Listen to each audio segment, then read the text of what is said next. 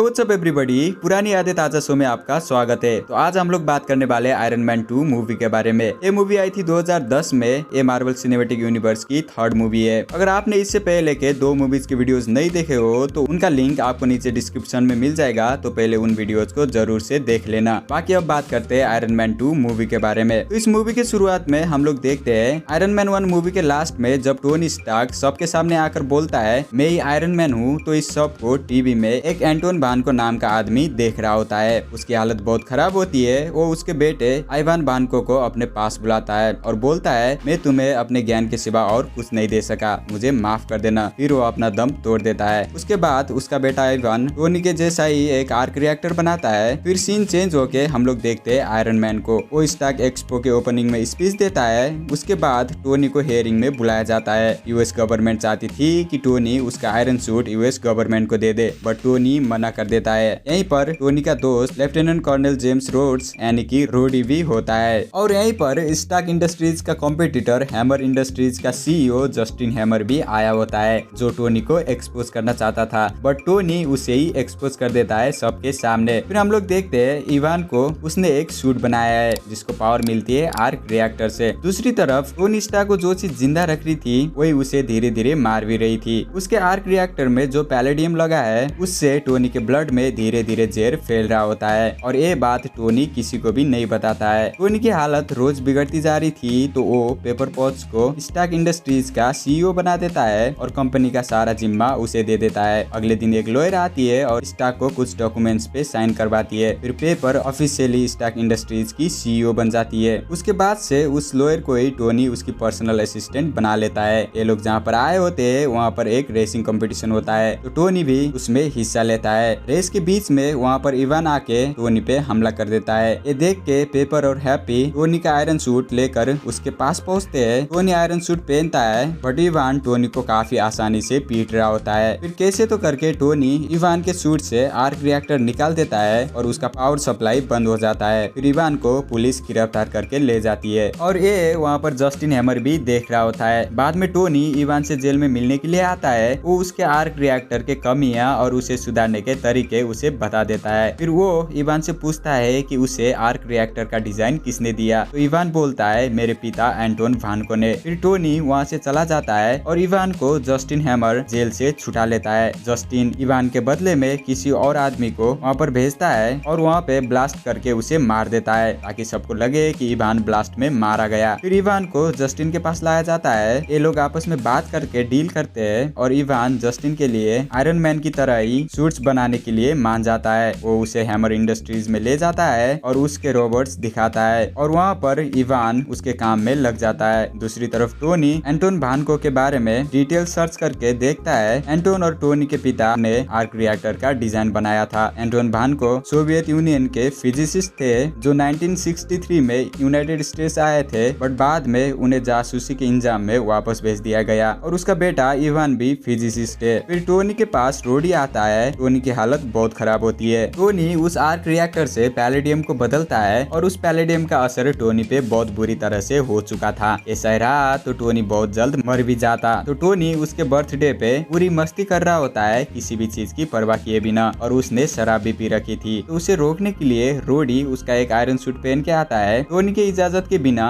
कोई भी उन सूट्स को इस्तेमाल नहीं कर सकता था, बट टोनी ने पहले से ही रोडी के लिए सूट बना रखा था, ताकि अगर टोनी को कुछ हो जाता है तो रोडी उन्हें इस्तेमाल कर सके। तो रोडी टोनी को रोकने की ट्राई करता है। इन लोगों के बीच में लड़ाई होती है। फिर रोडी उस सूट को अपने साथ लेकर एयरफोर्स बेस में चला जाता है। यहाँ पर टोनी ने एक्सेप्ट कर लिया था कि अब उसके पास ज्यादा दिन नहीं रहे, तो वो न जाने क्या क्या कर रहा होता है। फिर वहाँ पर निक फ्यूरी आते हैं। ये लोग बातें करते हैं। निक फ्यूरी सच्चाई बताते हैं, असल में उसकी असिस्टेंट शील्ड की जासूस होती है। उसका नाम नताशा रोमनोफ होता है, और जब टोनी बीमार हुआ तो डायरेक्टर फ्यूरी ने ही उसे टोनी के पास भेजा था उस पे नजर रखने के लिए। फिर ये लोग बात करते हैं, तो टोनी फ्यूरी से एंटोन भानको के बारे में पूछता है। तो डायरेक्टर फ्यूरी टोनी को बताते हैं उसका इरादा अमीर बनने का था, और जब तुम्हारे पिता को पता चला तो उसे देश निकाला करवा दिया। उसके बाद उसने अगले 20 साल शराब पीते हुए बिताए, इसीलिए अब उसका बेटा इवान उस बात का बदला लेना चाहता था। और फ्यूरी टोनी को एक बक्सा लेकर देते हैं, जिसमें टोनी के पिता ने उसके लिए कुछ तो इन्फॉर्मेशन छोड़ा था, जिसकी मदद से टोनी आर्क रिएक्टर को और भी बेहतरीन बना बना सकता था।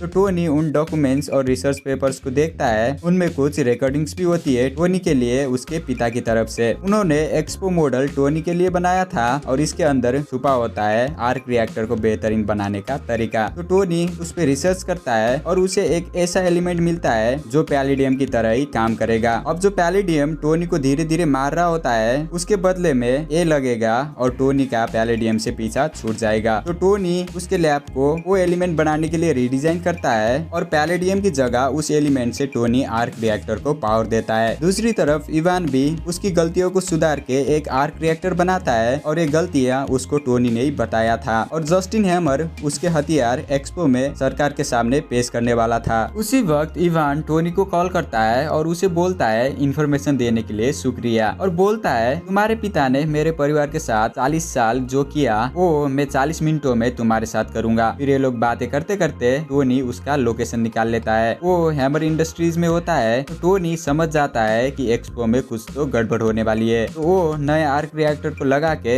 एक्सपो के लिए निकल जाता है। दूसरी तरफ जस्टिन हैमर उसके हथियार सरकार के सामने पेश कर रहा होता है और उन्हीं हथियारों में रोडी का वार मशीन भी होता है। उसे थोड़ा बहुत इन लोगों ने मॉडिफाई कर दिया था। फिर वहाँ पर टोनी आता है और रोडी से बोलता है हम मुसीबत में है, और रोडी को ये भी बोल देता है कि जस्टिन हैमर इवान वानको के साथ मिलके काम कर रहा है। उतने में इवान उन सारे रोबोट और रोडी के वार मशीन को हैक कर लेता है और टोनी पे हमला करवा देता है। फिर टोनी वहाँ से दूर जाता है ताकि लोगों को कुछ ना हो और सारे रोबोट्स उसके पीछे पड़ जाते हैं। तो नताशा जस्टिन से पूछती है ये सब कौन कर रहा है। तो वो बोलता है इवान वान को। और फिर नताशा जहाँ से इवान ये सब कर रहा था वहाँ पर जाती है, उन गार्ड्स को पीट के अंदर पहुँचती है, बट उतने में इवान वहाँ से निकल चुका था और अभी भी रोबोट्स टोनी के पीछे पड़े हुए थे। तो टोनी कुछ रोबोट्स को नष्ट करता है और फिर नताशा रोडी के वार मशीन के प्रोग्राम को ठीक कर देती है। फिर टोनी और रोडी मिलके उन रोबोट्स के साथ लड़ते हैं और सारे रोबोट्स को नष्ट कर देते हैं। दूसरी तरफ एक्सपो में पेपर पुलिस को कॉल करके जस्टिन हैमर को पकड़वा देती है। फिर टोनी और रोडी के पास इवान वान को आता है, उसने खुद के लिए भी सूट बनाया हुआ था। फिर उन लोगों के बीच में लड़ाई होती है। इवान दोनों को ही आसानी से पीट रहा होता है। फिर टोनी रोडी को एक आइडिया देता है जिसमें टोनी और रोडी एक दूसरे के ही सूट से आपस में अटैक करते हैं और वहाँ पे बहुत बड़ा ब्लास्ट होता है। जिस ब्लास्ट में टोनी और रोडी को तो कुछ नहीं होता है पर इवान का सूट खराब हो जाता है। फिर इवान उन सारे रोबोट्स को ब्लास्ट करवाने वाला होता है। उतने में टोनी को पेपर याद आ जाती है क्योंकि वो एक्सपो में ही थी। तो टोनी पेपर को भी उस धमाके से बचा लेता है और सारे रोबोट्स ब्लास्ट हो जाते हैं। इसमें इवान वान को भी मारा जाता है। फिर टोनी और पेपर के बीच में थोड़ा सा रोमांटिक सीन देखने को मिलता है और इस नजारे का मजा साइड में बैठ के रोडी भी ले रहा होता है। फिर हम लोग देखते हैं टोनी और शील्ड के डायरेक्टर निक फ्यूरी को